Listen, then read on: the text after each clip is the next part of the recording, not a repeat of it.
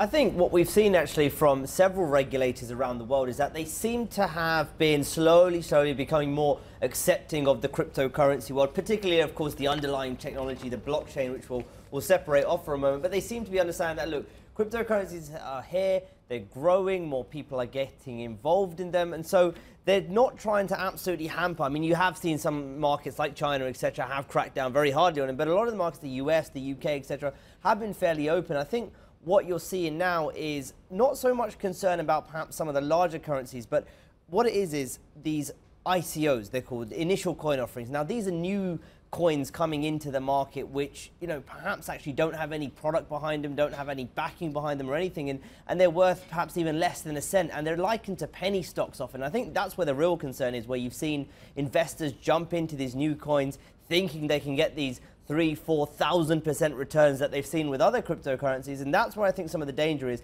And often those coins are on slightly more unregulated exchanges, those exchanges that sit in more grey areas, that aren't as big, that aren't as widely used, that perhaps don't have as much regulatory oversight as some of the larger exchanges out there. And I think that really is the movement we're seeing here. It's not so much let's ban all cryptocurrency, let's get rid of it and let's tightly control it, but I think it's a bit more about how do we control some of those more rogue parts of the market, and I think that's where you're seeing the regulators move to now.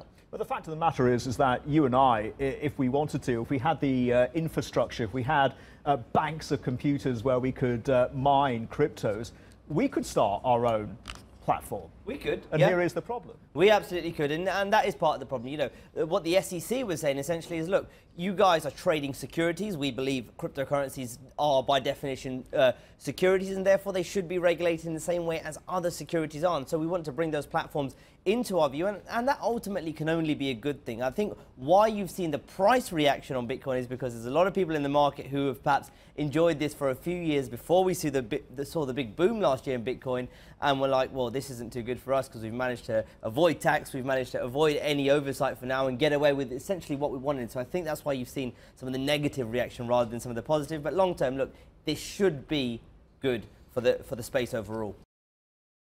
Still watching? Perfect. Click here to watch another great video from CNBC International. Oh, and don't forget to subscribe.